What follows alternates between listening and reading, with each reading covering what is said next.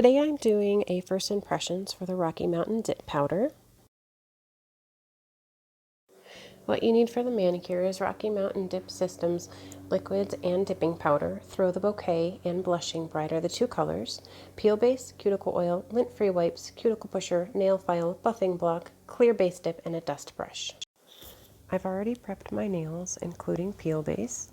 I use peel base under every manicure so that I don't have to soak my nails in acetone every time I want to change my mani. When I opened my package from Rocky Mountain Dip Powder, this card was in there. It's a card with instructions, and then on the other side, liquid care tips, which is actually a good thing that that was included because I did have issues with my base coats, but you'll see that in a minute.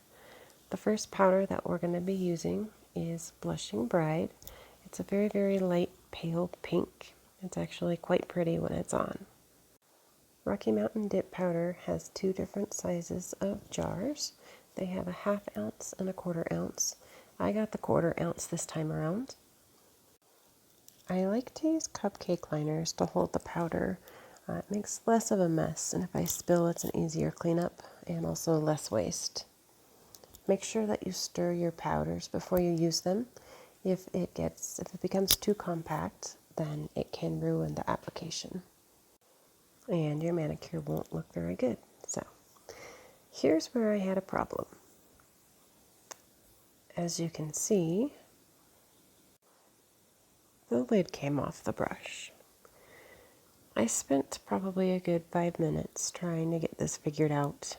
I'm going to let you watch it. I did edit some of the time so that you're not watching it for 5 minutes straight, but it was a little frustrating for me. Once this popped open, I got some of the base. It kind of popped out and spilled over the side of the bottle. And then I couldn't figure out how to get the brush to go back into the lid. It was quite the event, but I did figure it out eventually. What I did was took the brush out. Here you can see I tried to screw it back into the lid. Make note, those don't screw in. You have to just push it in. So I spent some time on that, but if that does ever happen to you, the brush does go back into the lid. You just have to mess with it, and recommend using a napkin or paper towel or something because you will get base coat all over your fingers. So here it is. I finally am able to get it popped back in. A couple times I got it in and it was crooked, but I think this is the time now. Yep, there we go. So my first impression, actually my second impression, but who's counting? But the first impression of the liquid was the brush. I thought it was really small when I first took it out of the bottle. The bristles were really little, but it did actually turn out to be a really great brush. It fanned out really well, so my first impression was wrong. It was a good brush. And I really did like the liquid. It was very thin and it spread very easily. The smaller jars are a bit trickier to dip into, just because they're smaller, of course. Probably a pour over method or pouring the powder directly into the cupcake liner and then laying your finger into it would be a better method. But all in all, it was fine.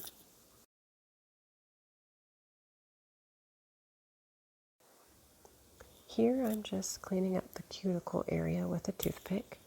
I do this after every dip to keep the product off of my skin, but also to give me that nice, clean, crisp cuticle line. And then, of course, dust off the excess powder with a brush.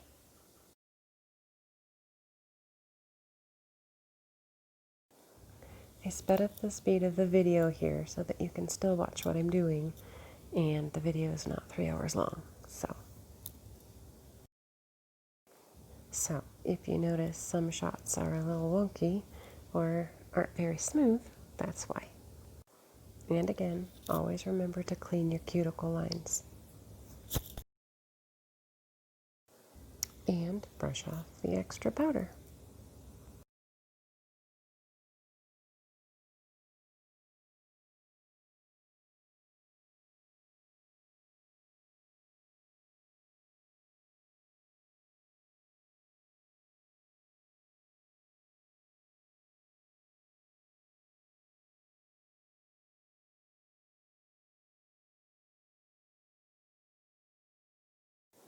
Ah, so pretty. This powder really is a pretty color. It really does go on very, very smooth. The application process was very nice. So now I'm going to do my second dip.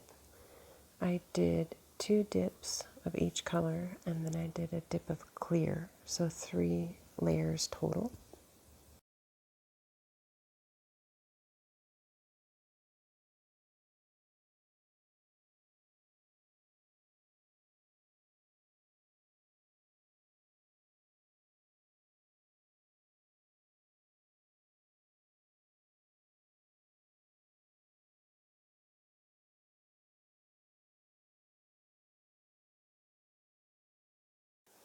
Always remember to wipe off your brush whenever you have powder on your nail. You don't want to contaminate your liquid. If you have powder on your brush and then you put the brush back into your bottle, then you have powder in your bottle. See here, I was very, very messy. This is why cupcake liner is good.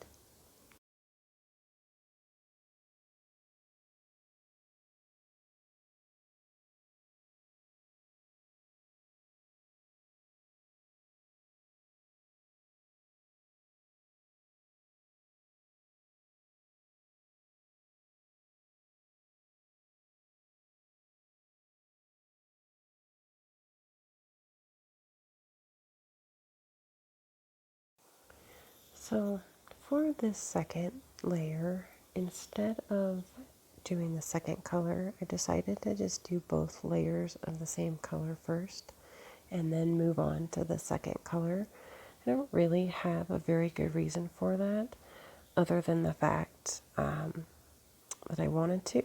At least I know when I'm done with a color, then I'm done with it. There's no right or wrong way to do it. That's just the way that I prefer to do it. But you can certainly do the whole nail, or I'm sorry, you can certainly do the whole hand one color and then go back and do your second layer. Oh my gosh, that didn't even make sense either. You can do the whole hand, both colors, and then go back and do your second layer, both colors. There we go. Hopefully that made more sense, if you know what I mean.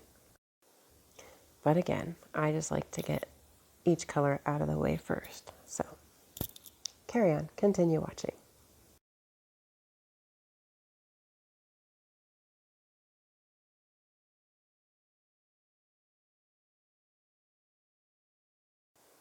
So I had a little bit of a problem with my pinky here. The product kind of pooled up there by my cuticle. It was easy to fix with a little bit of filing, so it's no big deal. It just, if you can kind of see it there, just kind of pooled up there at my cuticle.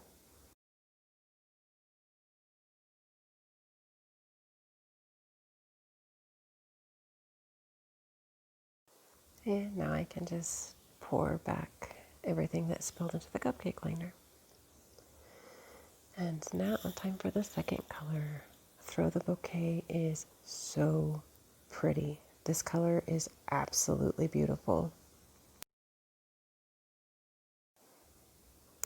Definitely make sure you stir it up so that you can get all the foil pieces mixed in there and so that they're at the top.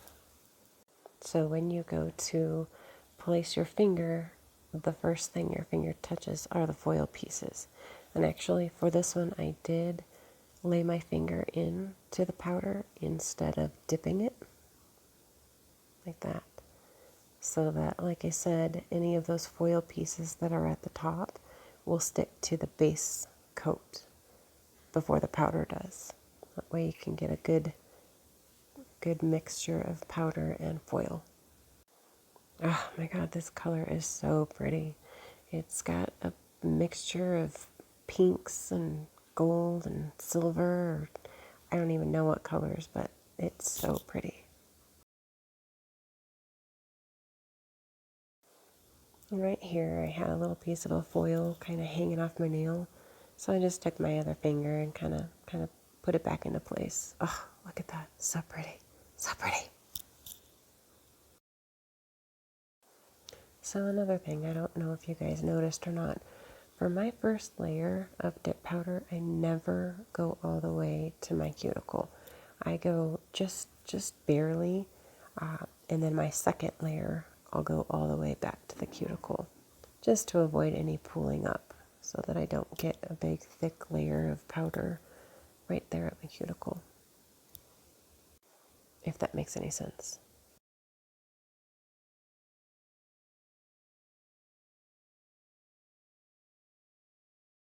So here you can see I'm kind of tapping those foil pieces down with my finger so that they lay flat, and then brush off the excess.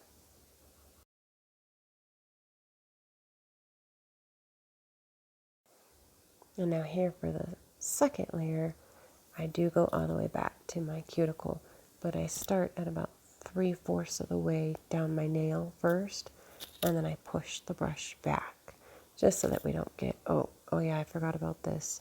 So this foil is super, super pretty, but it did bleed. The pink colors kind of bled onto the brush.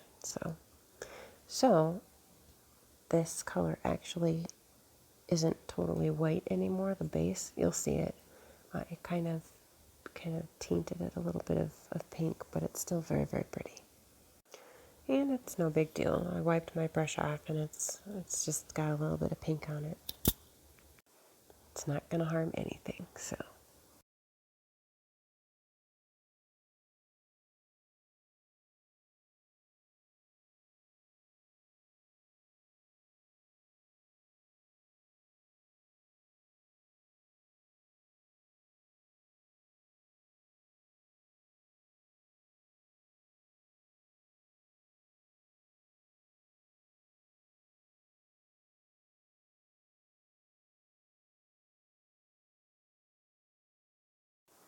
So here you can kind of see it's not a white base anymore. It just has a little bit of pink to it.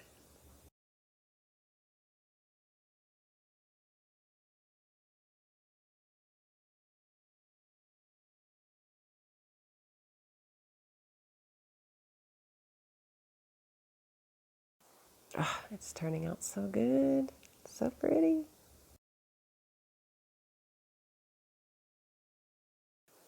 Alright, so here is my clear base. Double dip clear base. It's just clear. I do a clear cap on all of my manicures, and I do that to protect them from filing and buffing, especially with the powder that I used for my index finger and my ring finger, the Throw the Bouquet with all of those really pretty foils. If I file or buff it too much, I don't want to ruin the foil. Same thing can happen with glitter dips. You don't want to file up the glitter, or if you spend a lot of time doing a design, you definitely don't want the design to be filed away. So if you clear cap all of your manicures, then you will save yourself hours of heartache because your manicures won't be ruined. Another reason to clear cap all of your manicures, every finger, no matter what, even the solid colors can sometimes, if you're filing or buffing too much, you can remove some of that color. So it just helps to preserve the integrity of your nail. The color of your nail and the design of your nail. All right, so I just finished up the last clear for the solid color. Now, when I do clear cap on glitter or any other kind of powder that has like the foil in it, I like to do the pour over method. I like to do it this way so that I don't contaminate my entire jar. If I had some foil pieces that weren't connected, or if it was, or that were loose, or if I was doing glitter, sticking my whole finger into the jar, I could lose the glitter or the foil or whatever. So I always do a pour over if there's anything else in the powder other than just a solid color.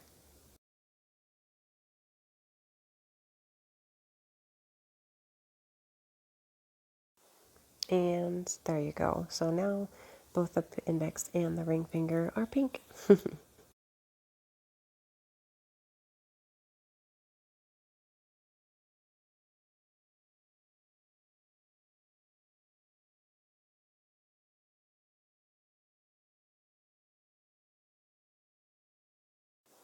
So I didn't get anything in the clear, but you just never know. It's better to be safe than sorry. And now it's time for the activator. I love this part because as soon as you use the activator, then you can actually see the color of your manicure. With dip powder, it's not the true color until you activate it for some reason. I don't know why that is, but so of course I did 2 layers of the dip, the color, and then 1 layer of clear. Now you activate all of your nails. And then once you activate your nails, then you want to file them and make sure that they're the shape you want and all of that good stuff. So that's what I'm going to do.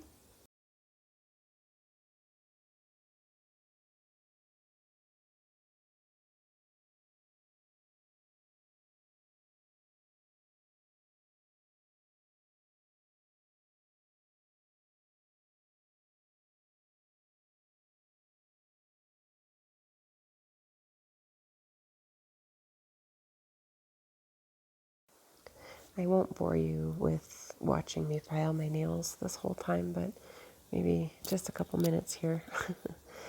Also, make sure when you're done with this part, after you're done doing your nails and activating them and everything, I like to go in between my nail and my skin and just make sure they're not stuck together, because sometimes that can happen. I'm sure you all have experienced that before. At the very least, if you go to the salon, how they kind of stick together there. So this is my pinky. Remember I showed you where it kind of gave me an issue there by my cuticle. So I'm just filing it there up along the top. You can use a drill if you want. I didn't need to. I did find that the powder and the liquid, they're kind of self-leveling. If you do thin enough layers and kind of the way that you dip, you don't actually always need to file. I'm sorry, not file. You don't always need to use an actual electric file. You can just use a hand file and clean it up in minor spots. After you file, then you go in and you polish it. So I'm going to polish my fingernails. And I actually just got a dust collector. That's what that is underneath me. It collects the dust. So it's really, really great for when you are filing or buffing your nails. It just catches all of the dust. So when I am buffing my nails, I do like to feel them and just make sure, see if they're soft enough. And once they are, then you're good to go. So after you buff your nails, go wash your hands and then come back and then you do a second round of activator. So this is now my second round of activator. And then after you do that, it's very, very, very, very important that you make sure you let your activator dry. This says about 2 to 3 minutes. And then once that's done, you take a lint-free cloth, wipe your fingernails, make sure that there is no activator anywhere left over. Some people rinse their hands after that step.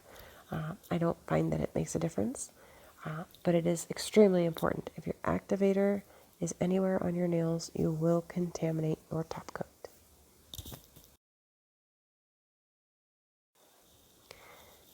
Rocky Mountain Dip Powder Top Coat is awesome. I really, really liked it. It dried very, very quickly and it dried super shiny, and I didn't contaminate my brush or my liquid. So if that doesn't happen, then I know I'm winning.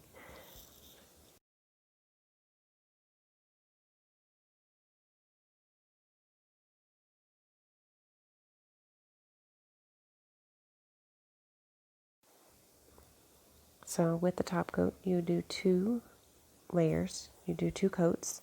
The first time you go and you put the top coat on your nail. It doesn't have to be perfect for the first coat. Just get it on there. And then immediately after, go to your second coat. The second coat, you can take a little bit more time and make sure that it's perfect and you get everywhere. Also, you want to make sure that you cap your ends like that. That just helps to seal it and protect them.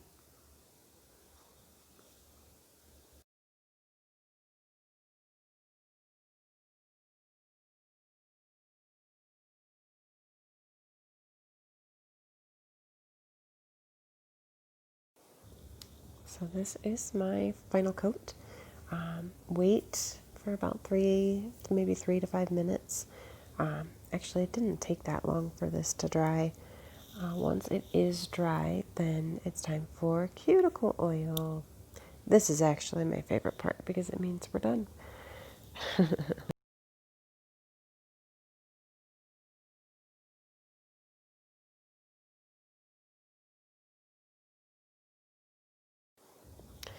I slather this stuff on. I put so much cuticle oil on.